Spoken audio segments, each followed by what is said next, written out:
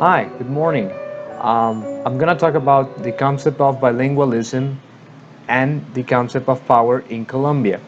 So, several attempts have been made to define bilingualism, and many institutions like the Ministry of Education and Colombia Bilingüe have tried to define bilingualism on their own terms.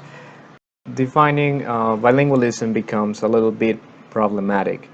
For example, when you think about Hoffman's definition, he says, as bilingualism defies the limitations, it is open to a variety of descriptions, interpretations, and definitions.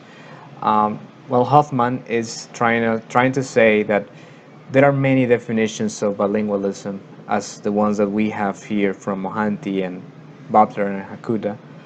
But what about the definition from the Ministry of Education?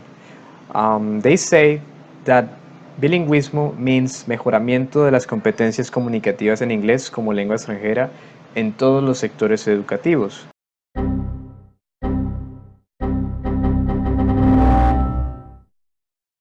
And this is a really narrow definition. This is a really restricted definition, as Mejia would say, because, as she mentions, restricting the notion of bilingualism to Spanish-English bilingualism leads to a distorted view of the complex interrelationships between languages, cultures, and identities in the Colombian context.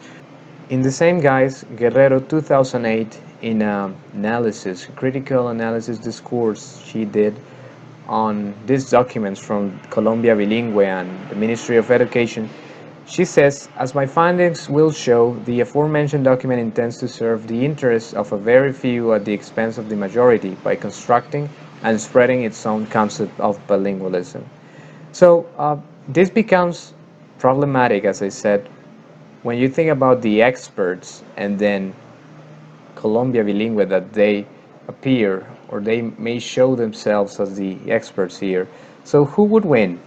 Years of research conducted by experts in the field to throw some light on the intricate aspects of bilingualism, or a bunch of corporate dudes who vaguely define bilingualism to privilege obscure socioeconomic agendas. This is where Foucault, the French philosopher Foucault, comes in. You know, this guy is obsessed with power and knowledge.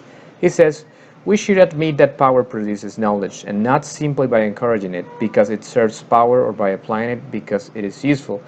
That power and knowledge directly imply one another, that there is no power relation without the correlative constitution of a field of knowledge, nor any knowledge that does not presuppose and constitute at the same time power relations.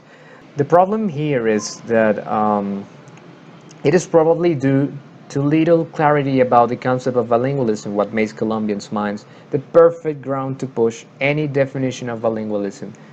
It's free real estate. So, at the end of the day, you might think this is a matter of knowing who's wrong and who's right. But the reality is, this is a matter of power and who possesses it to push any definition of bilingualism they want. And the answer here is the institutions like the Ministry of Education who have the power to do this.